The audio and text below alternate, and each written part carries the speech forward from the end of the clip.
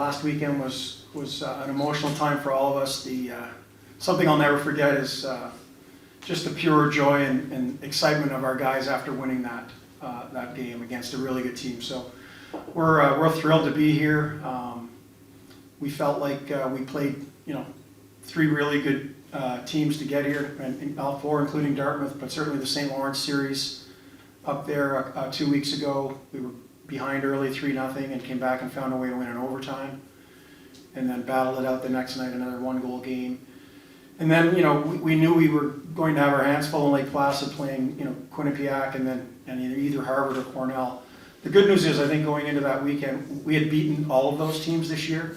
So that gave us the confidence going in that we knew we were capable. And I think until you do that, you always have that little voice in the back of your head wondering if it's possible. But the fact that we had done that already gave us a ton of confidence going into the weekend. And obviously coming into this weekend, we were playing an unbelievably talented hockey team. We know that, but we prepared the same way this week as we have all year long.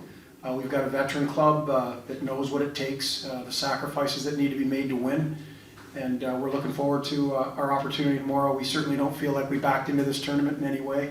Winning a championship, set the table for us to be here, so we're excited. Questions for the student athletes? Fellas, this is for both of you. What have you guys learned about your team in the past couple of weeks? Yeah, I'll answer that first. Well, I think it kind of stems from how close we are as a group.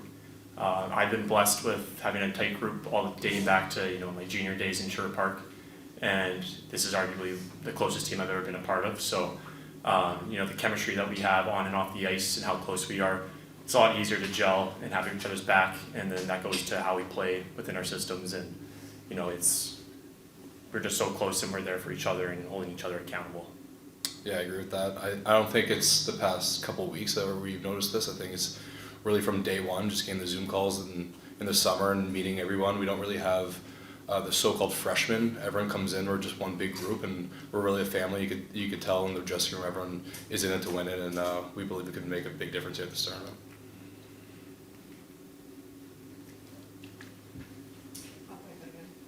Sorry, I may ask a lot. As your coach said, winning a championship, obviously it's an emotional high. You guys have had a pretty quick turnaround. A lot of teams outside of Michigan have just been sitting and waiting. How do you guys come down from that emotion and then dial it back in, knowing you're going to be playing against a team like Michigan? Yeah, I mean, this year we faced a lot of top 10 teams. There's been a lot of highs, but just grounding yourself and reset. We always talk about how the next game is the most important one. I think, we won that tournament in Lake Placid, but then we realized we have another big opportunity here. So just getting ready, practicing, and I think we'll be ready for this weekend. Yeah, and to add on to that, I think we had a job's not finished mentality. It's great winning an ECAC championship, but we're all here for a reason to win a national championship, and everybody's on board. And I think it's also to our advantage that winning a championship heading into this weekend, having a lot of confidence, knowing that we can beat those top teams. And we've done it in the past throughout the season, and so that also builds our confidence. Any other questions for student athletes? Past couple weeks, you guys have had to win games in multiple ways. You've played multiple types of styles of game, whether it's high scoring or low scoring in the tournament. What in your game has made you successful to be able to play all those types of games? I'll take this one. I think it's just buying into our systems.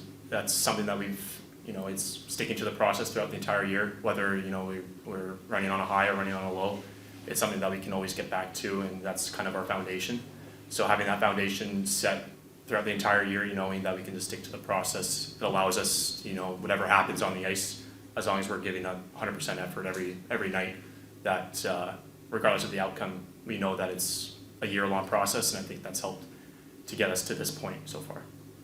Yeah, not much to add to that. I think you said it all, but when we have this guy between the net, between the pipes, I mean, the stuff that he did last weekend was incredible, and we're really grateful to have him, but I think our D zone and neutral zone right now are really good, and we're not making many mistakes, and I think that's where we get the teams right now. What is it that you guys have to do exceptionally well tomorrow in order to win this hockey game?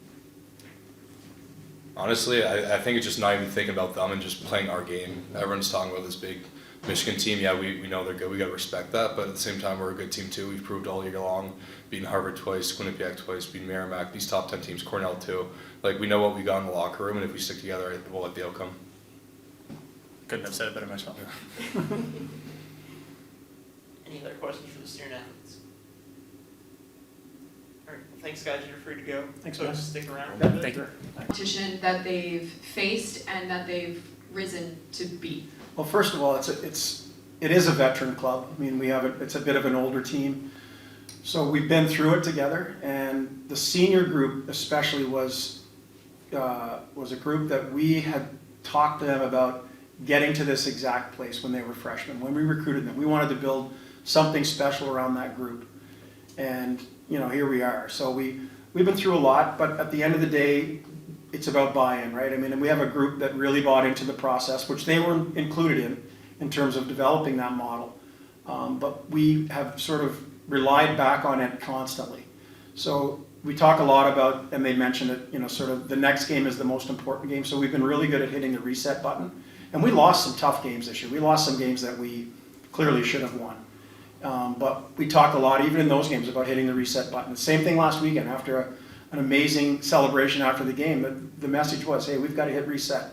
We don't know exactly who we're playing, but we knew we were going to be playing a great team. So they've been really good at that. And they mentioned, how tight they've been. I think the one thing I've really learned is that, and this may sound a little bit corny, but these guys love each other. It's really incredible. And you can see that the way they care for each other, whether it's on the ice, off the ice, if they've had a family issue, that the group comes together. And I think it's really important before you worry about winning games. Players need to know that you care about them, and they need to know that they care about each other. And I think that's carried us through in a lot of tough situations.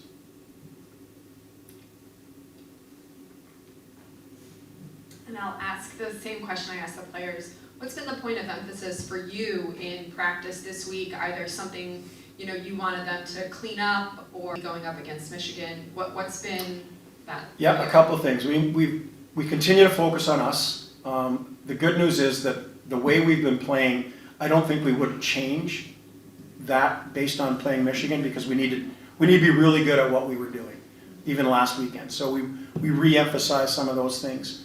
The one area that we haven't seen a lot of this year, even against Quinnipiac, is how mobile their defensemen are. Michigan's defensemen are kind of frightening, actually, to watch. I was watching a little bit of a clip last week and saw Hughes make a couple of plays. I had to turn it off.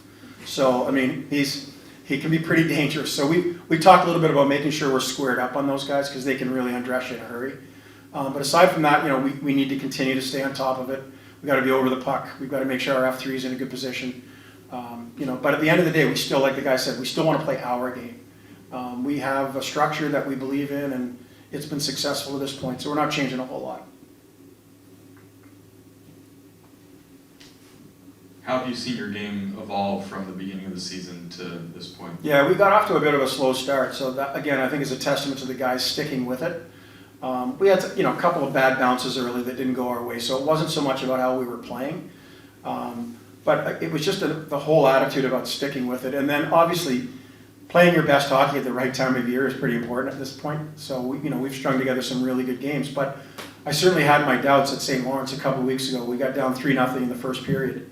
But again, we stuck with it. We found a way to come back, tie the game in the third, and won in overtime. And from that point on, there's been a bit of a different attitude in our locker room. We've had a little bit more of a swagger. And then we've had, we've run some success since then against some really good teams. So guys are feeling good about themselves, which, early in the season we were still kind of wondering, are we really capable of doing this? But at the end of the day, we just focused on the next game. Couldn't tell you how much, hitting the reset button meant for us this year. Along those lines, how important is it for you to emphasize the belief factor, just in the repetition of saying, we've beaten this team, Michigan's no different. Just in having that internal conviction that this is possible. Right. It's the first thing we talk about at our opening meeting every year. We have the quote in our locker room, the definition of belief. You know, and at least one definition. And under that sign it says, you know, it's belief, and it says the very act of believing creates a strength of its own. And if you can't believe that you're going to do it, you have no chance. So we talk a lot about that. Certainly winning against those two teams last weekend, you know, like you said, reinforces that. But yeah, we talk a lot about that. So we're in a good place. And again, I think having a veteran club who has been through it, I think last year had a lot to do with us getting here this year. We beat Cornell and Lina Rink last year in the playoffs in a 3-game series. And what we learned from that series is there's all different kinds of ways to win. And I think we're probably going to have to do a little bit of that tomorrow night. But in that series, we had to defend so hard. You know, they come so hard. But we had a mindset that was, it's okay. You know, we may lose the territorial battle, but we're good if we keep pucks on the perimeter and we don't panic. And, you know, we're willing to sacrifice some block shots. And we carried that into the Harvard game last weekend as well. And we'll be talking a lot about that going into tomorrow too. So. You mentioned a few of the things lately that have made you successful, and the guys talked about D zone and neutral zone. You mentioned F3 being responsible. For someone who maybe hasn't watched a single minute of Colgate hockey this year, how would you describe what style you want to play? Yeah, I mean, again, we want to be able to defend, but we track hard. We're a team that you know, is not afraid to work, you know, to get back. So yeah, we want our F3 to be responsible, but it's F1 and 2 that have to work the hardest to, you know, to be in on the play and then be hard on the back pressure. So I think you'll see a team that works hard, but we have some sneaky skill on our team. And, you know, obviously the young brothers, you know, their reputation precedes them, but we have a couple of other guys that can really get up and down the rink. Ross Mitten, you know, has 3 overtime winners for us. So, you know, we want to play a fast game. We want to play a north-south game. But we know that if that isn't in the cards for us, that we can defend too. So I don't know if that answers your question, but, you know, we can get up the ice as well as a lot of teams. So. Might be the last question, I don't know, but what is the one thing that your team is going to have to do tomorrow to come out with a win? Yeah, I mean, again, defend. I know we're going to have to defend. I think we have to be disciplined. We don't want to put that power play on the ice at all if possible, but we know we're probably going to take a penalty or two, but being disciplined is going to be really important. If we get into a special teams matchup and put that power play on the ice, it's not going to be good for us. So we need to be disciplined. It would be great to score first. That's a huge part of the game today.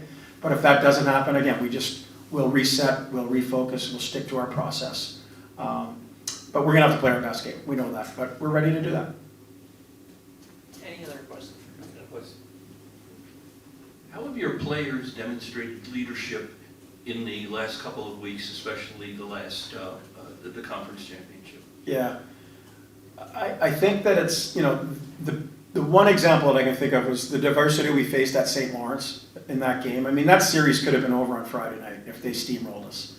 And our captains, our leadership did a great job in the locker room between periods of sort of calming guys down and resetting like we talked about. That was sort of the beginning of it. And then once we came back and won that game, it just gave them more authority in the locker room. Guys were falling in behind, like, you know, the guys that were here, Arnaud and Carter, but also, you know, Pearson Brandon has done a great job for us. Our leadership group has been really good.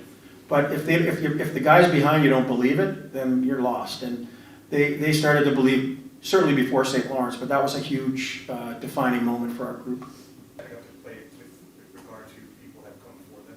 Yeah, I mean, you know, it's been a long time, right, since we won a championship. It was 1990. But not that we haven't been close. I think I've been to the ECAC championship Final Four 12 times in my career, and we've come very close. But just to get over the hump was really rewarding for us. But there's a whole group of people that are behind, you know, every program, but certainly at our place. And the 90 team was inspirational for us. We've had a lot of outreach from them going into the playoffs, and certainly here as we prepare to play in the regional. It's a very proud program, as you mentioned. Just, you know, the championships haven't come as much as, you know, I think everybody would have liked, but it's hard to win, and we've stuck with it. We're proud of what we've put together, and we feel we're on another uptick. We're a program that is not going to be in the you know, the transfer market. It's just really hard for us to get transfers based on the academics. We have one graduate program, so we're not really in the fifth-year graduate market. So we're building a program based on development, and we're preaching to the guys we're bringing in that you're going to be together for 4 years. This is something that we're going to work together towards, and you'll be the same group. And that's been the message we've been sending, and here we are. I mean, I said earlier, we built where we're at now against this senior, this senior class. So that's who we are, and that's how we're going to have to continue to proceed, because, like I said, we're not going to be bringing in 4 or 5 transfers and a couple of grad students every year. That's just not us. Any other questions, Coach? All right, thank you, Coach. Thank you. Appreciate it.